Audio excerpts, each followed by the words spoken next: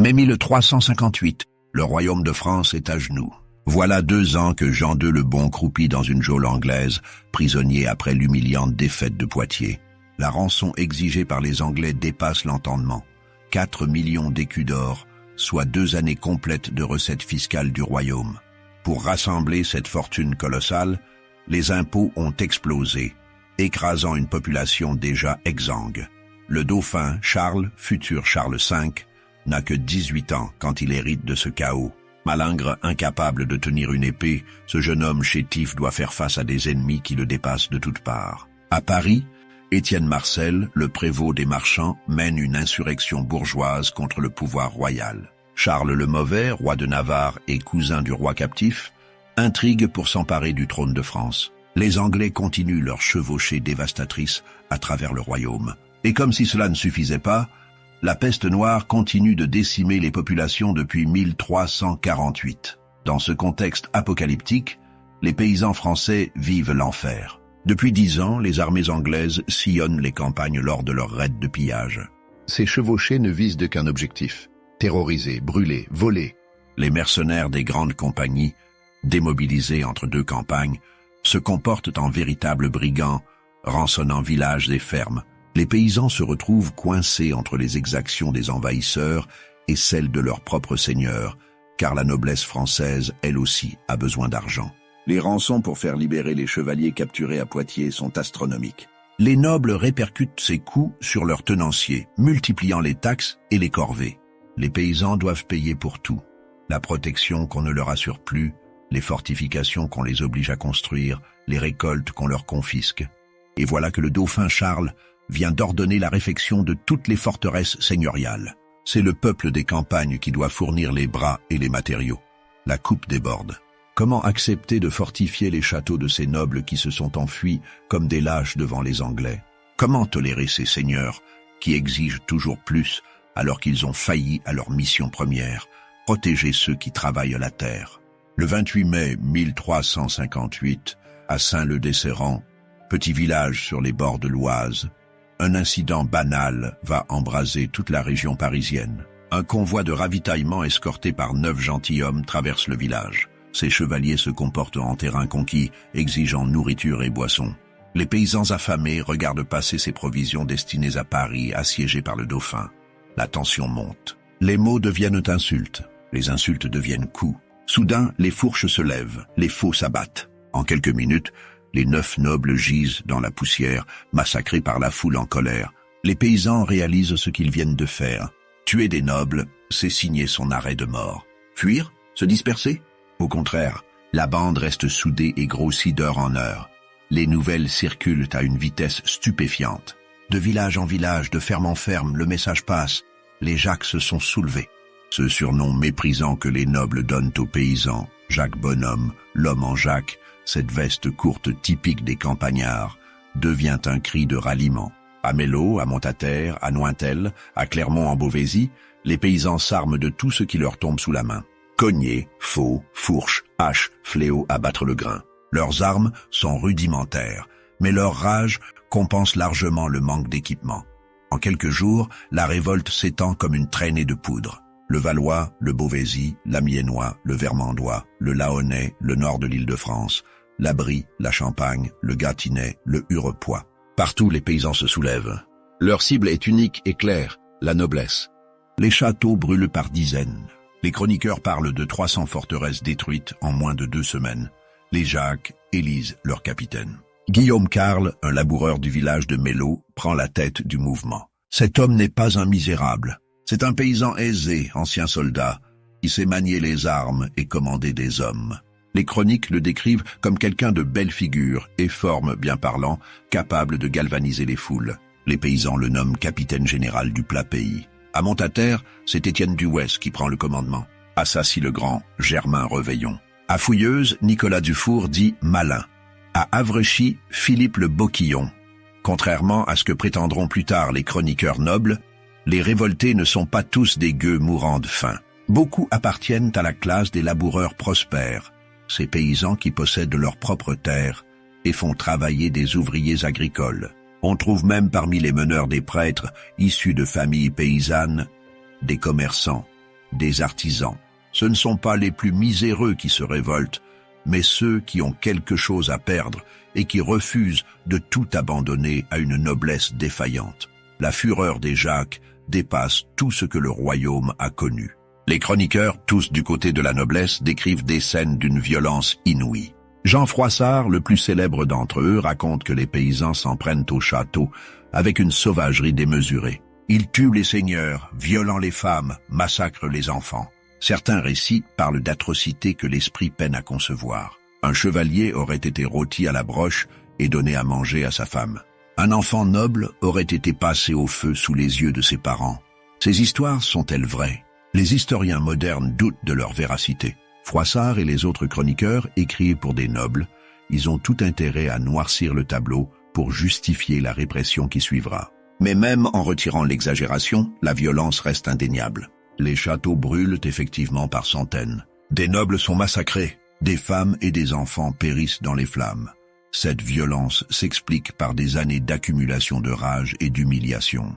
Les paysans n'oublient pas les chevauchées anglaises où leurs propres seigneurs se sont enfuis en les abandonnant à leur sort. Ils se souviennent des pillages, des viols, des incendies commis par les grandes compagnies que ces mêmes nobles emploient. Ils pensent aux taxes toujours plus lourdes, aux corvées interminables, au mépris constant dont ils font l'objet. Cette explosion de brutalité est le fruit d'une décennie de souffrance. Les Jacques ne s'en prennent pas qu'aux nobles. Ils détruisent les symboles du pouvoir seigneurial. Les archives brûlent, ces documents qui consignent les dettes et les obligations.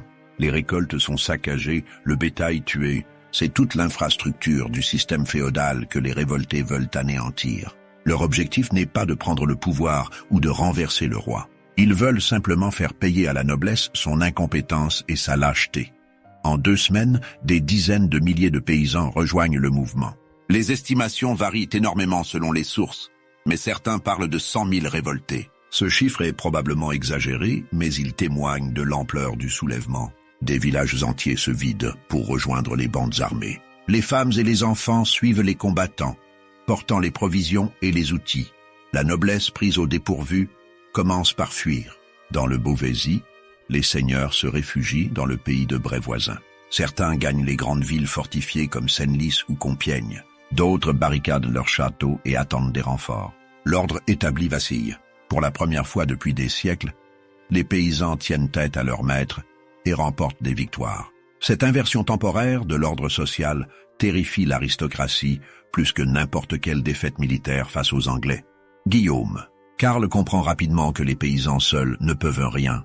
Il leur faut des alliés, des armes, une légitimité. Il se tourne vers Paris où Étienne Marcel mène sa propre révolte contre le dauphin Charles. Le prévôt des marchands contrôle la capitale depuis le 22 février, jour où il a fait irruption dans la chambre du dauphin avec 3000 émeutiers. Ce jour-là, sous les yeux du jeune prince, 2 de ses conseillers ont été massacrés. Marcel a forcé Charles à coiffer le chaperon rouge et bleu aux couleurs de Paris, symbole de son humiliation. Étienne Marcel voit dans la jacquerie une opportunité. Il a besoin de faire pression sur le dauphin qui a réussi à s'échapper de Paris et rassemble ses forces pour reprendre la capitale. Une alliance avec les Jacques pourrait renforcer sa position. Il envoie des émissaires auprès de Guillaume Karl. Des milices parisiennes rejoignent même les paysans pour assiéger certaines forteresses. Mais cette alliance repose sur un malentendu profond. Les Jacques veulent détruire la noblesse qui les opprime. Étienne Marcel, lui, cherche à imposer une monarchie contrôlée où la bourgeoisie aurait son mot à dire. Le prévôt des marchands ne conteste pas la hiérarchie sociale, il veut simplement y trouver sa place. Les paysans révoltés ne l'intéressent que comme moyen de pression. Quand le vent tournera, Marcel n'hésitera pas à les abandonner. L'autre allié potentiel des Jacques est encore plus ambigu, Charles le Mauvais, roi de Navarre.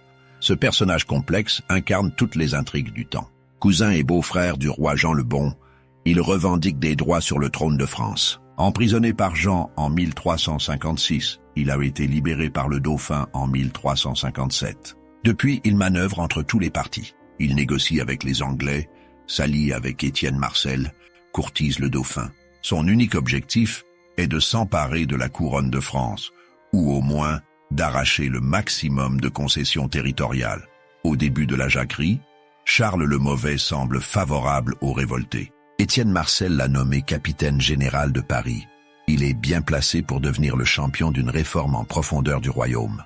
Mais la noblesse le presse d'agir. Les seigneurs réfugiés en Normandie et en Picardie le supplient de prendre la tête de la répression. Les Picquigny, une puissante famille noble à qui il doit sa liberté, viennent de perdre un des leurs sous les coups des Jacques. Ils exigent vengeance. Charles le Mauvais fait ses calculs. S'allier durablement avec des paysans révoltés lui fermerait les portes de la noblesse française. Au contraire, écraser la révolte lui donnerait du prestige et renforcerait sa position. Il comprend aussi que les Jacques, mal armés et désorganisés, n'ont aucune chance de l'emporter à long terme. Mieux vaut être du côté des vainqueurs. Sa décision est prise. Il sera le bourreau de la jacquerie. Le 9 juin 1358, 2 semaines après le début de la révolte, les événements se précipitent. À Meaux, la famille du dauphin s'est réfugiée dans la forteresse qui domine la ville. La duchesse de Normandie, épouse de Charles, y attend avec d'autres dames de la noblesse. Une troupe d'environ 10 000 Jacques et miliciens parisiens envoyés par Étienne Marcel décide d'attaquer la place. Les assiégés s'attendent au pire quand ils voient arriver des renforts inespérés.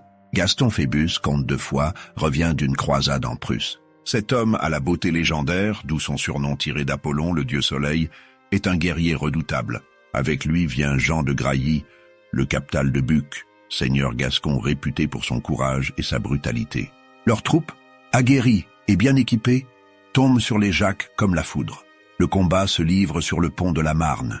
Les paysans, nombreux mais mal organisés, se trouvent pris au piège. Ils ne peuvent ni avancer ni reculer. Les chevaliers chargent, sabrant et perçant la masse compacte des révoltés. En quelques heures, c'est un carnage. Des milliers de Jacques périssent, noyés dans la Marne ou taillés en pièces. Ceux qui tentent de fuir vers Meaux trouvent les portes fermées. Les bourgeois de la ville, terrifiés par la victoire des nobles, livrent les fuyards aux soldats.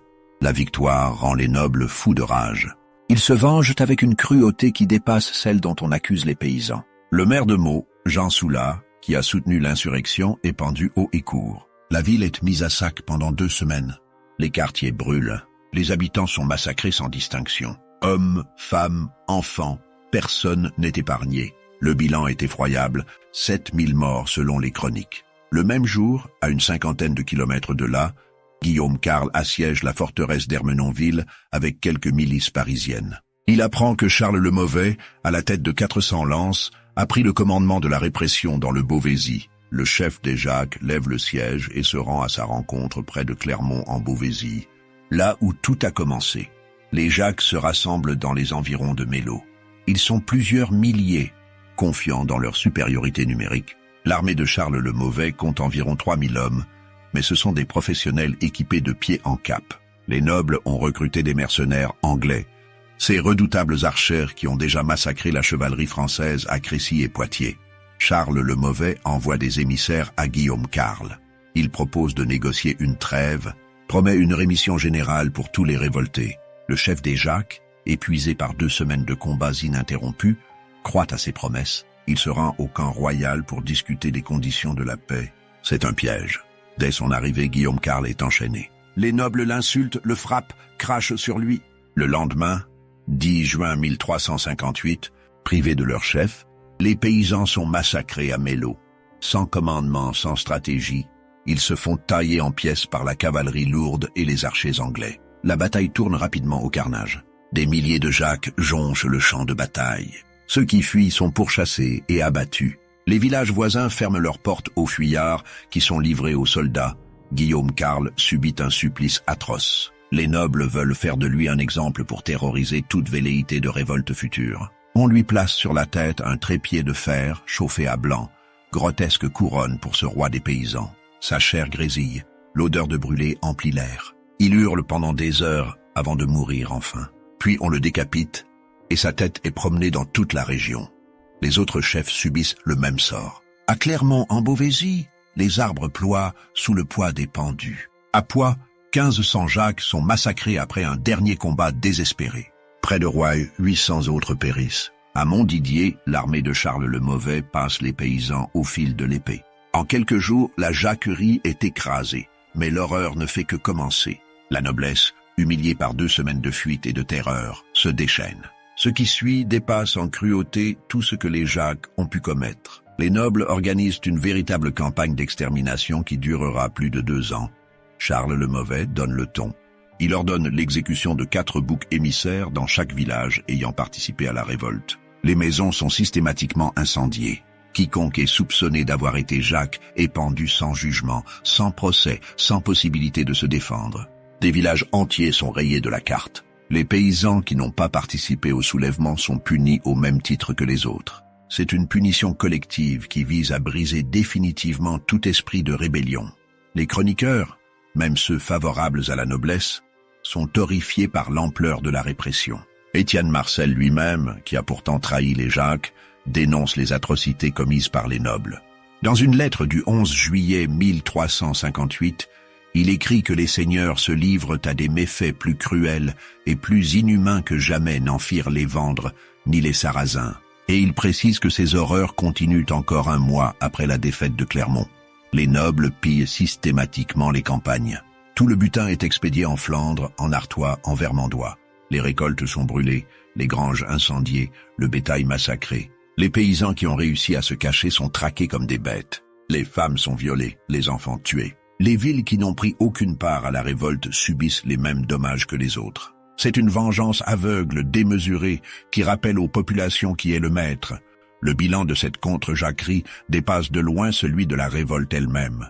Les chroniqueurs parlent de 20 000 morts, peut-être davantage. Des régions entières sont dévastées. Les champs restent en friche, faute de bras pour les cultiver. La famine s'installe.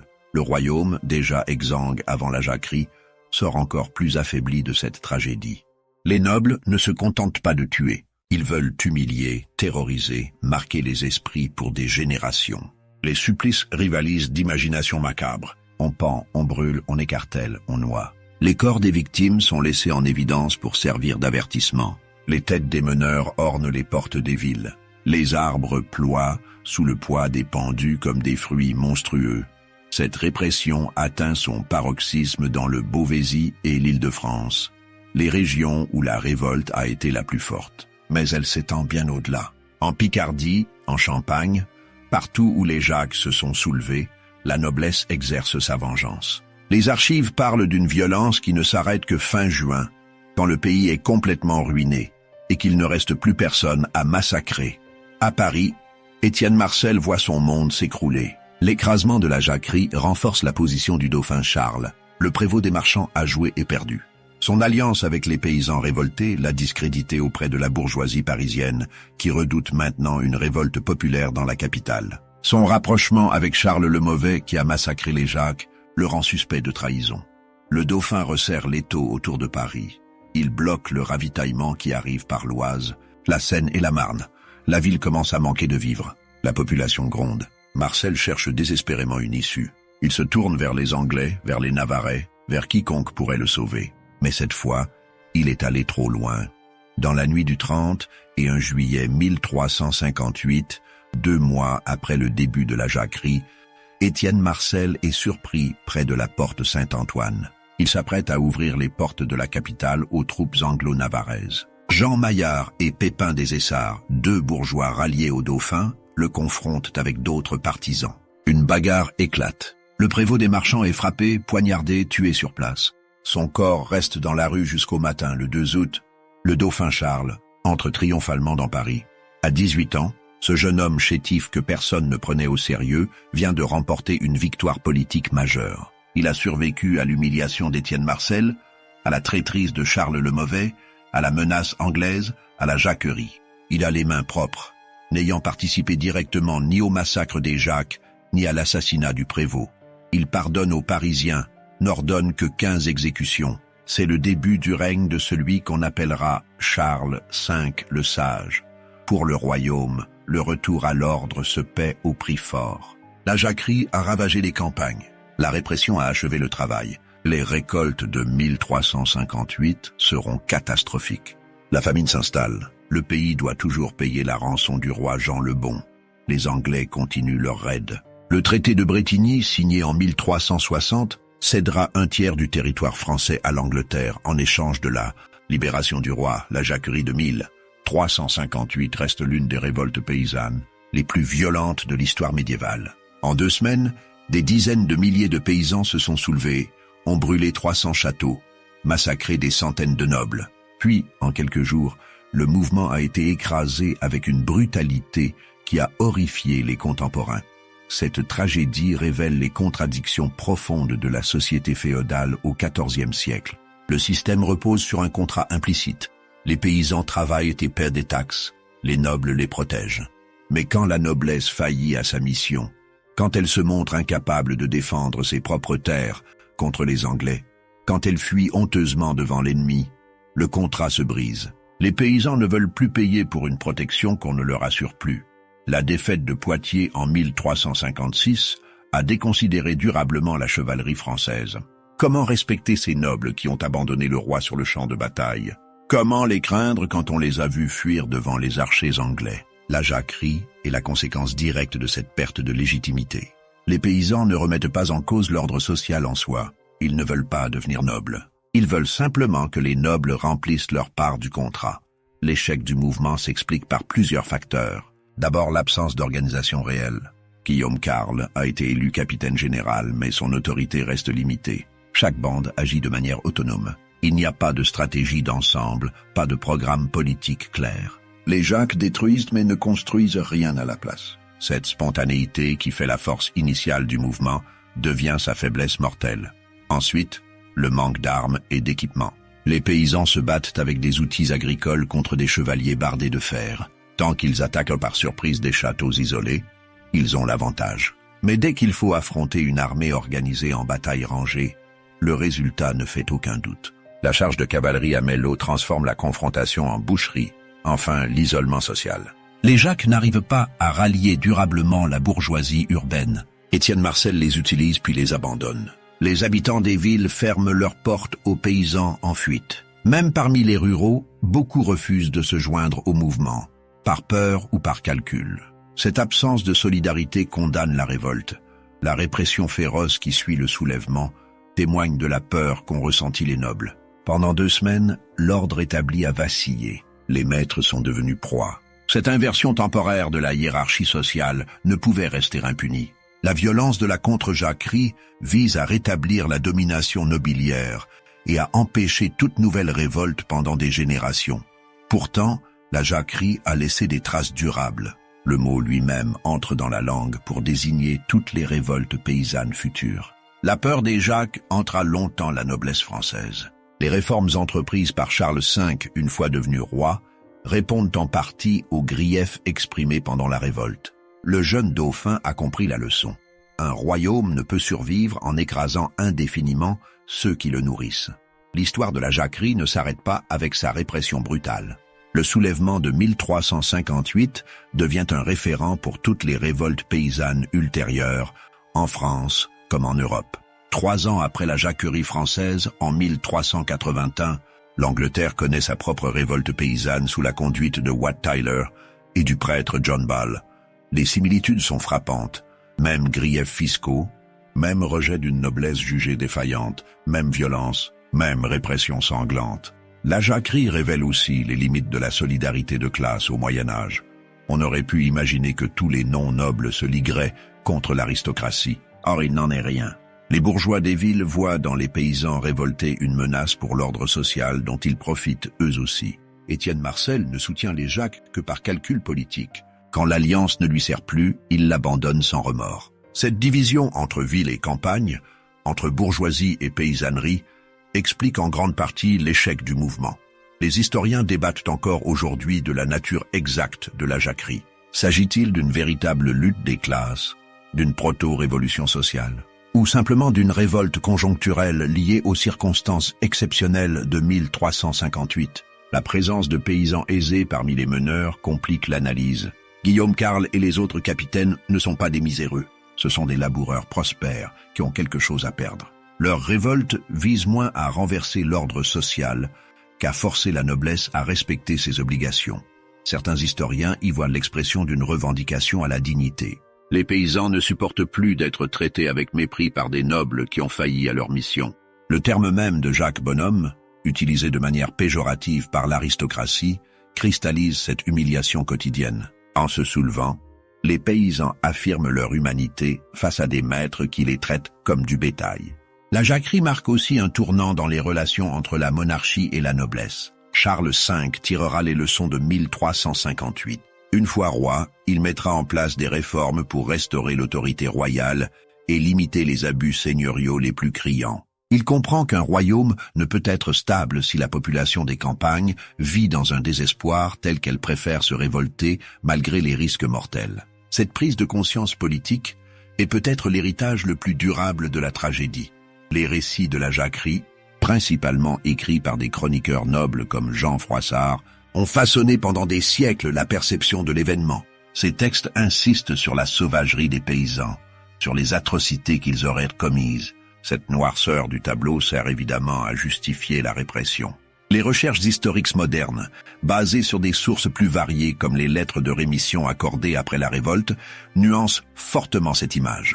Les Jacques étaient violents, certes, mais pas plus que leurs adversaires. Et leur violence s'inscrivait dans un contexte de brutalisation générale de la société, où la guerre de 100 ans avait habitué chacun aux pires horreurs. La question des chiffres reste débattue.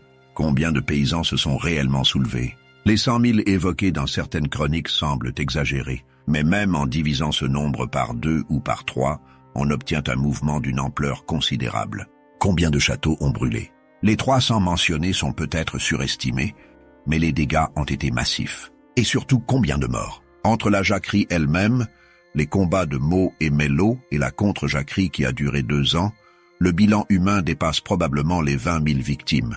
Un chiffre effroyable pour une population déjà décimée par la peste. Au fil des siècles, la jacquerie a été instrumentalisée par différents courants politiques. Sous la Révolution française, Étienne Marcel devient une figure emblématique. On compare la scène du 22 février 1358, où le prévôt force le dauphin à porter le chaperon aux couleurs de Paris, au 17 juillet 1789, où Louis XVI doit coiffer la cocarde tricolore.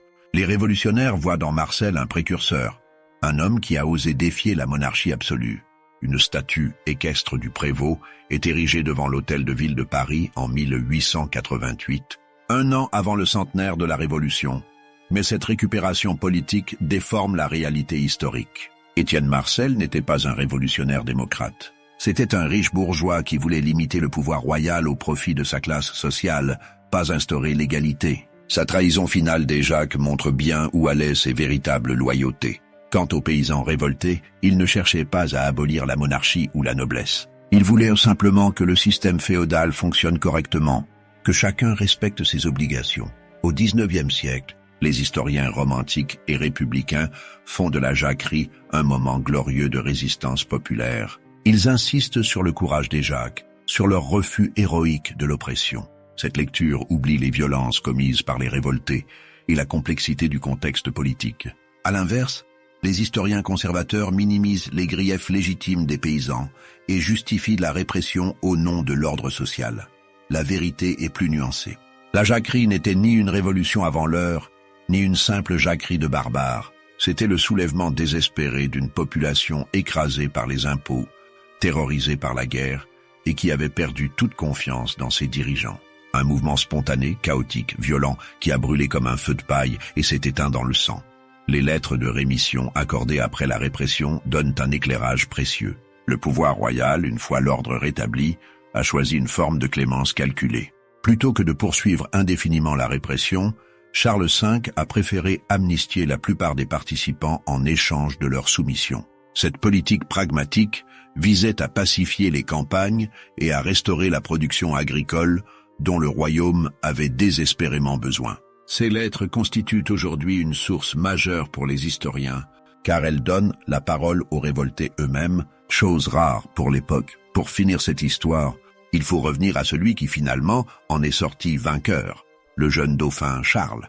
En 1358, personne ne misait un sou sur sa survie. Malingre, méprisé, coincé entre Étienne Marcel et Charles le Mauvais, menacé par les Anglais et la jacquerie, il semblait condamné. Pourtant, par son intelligence politique, sa patience et aussi une bonne dose de chance, il a traversé la tempête. Charles a compris que la violence seule ne suffit pas à gouverner. Il a laissé Charles le Mauvais massacrer les Jacques, gardant ainsi les mains propres. Il a attendu qu'Étienne Marcel se discrédite tout seul en s'alliant aux Anglais. Il a pardonné aux Parisiens plutôt que de les punir, gagnant ainsi leur loyauté. Une fois devenu Charles V en 1364, il mettra en œuvre des réformes qui permettront à la France de se relever. Son règne, de 1364 à 1380, sera marqué par une reconquête méthodique des territoires perdus. Il ne cherchera pas la bataille rangée où la chevalerie française a toujours échoué. Il misera sur la stratégie, les sièges, la guerre d'usure. Surtout, il réorganisera les finances royales et l'administration. Les leçons de 1358 ne seront pas oubliées. Un royaume stable repose sur une population qui fait confiance à ses dirigeants. Mais pour les paysans français, les décennies qui suivent la Jacquerie restent difficiles. La guerre de 100 ans continue ses ravages. Les grandes compagnies ne cessent leurs exactions qu'après leur départ pour l'Espagne dans les années 1360. La peste revient régulièrement. Il faudra attendre la fin du XVe siècle pour que les campagnes françaises retrouvent un semblant de prospérité.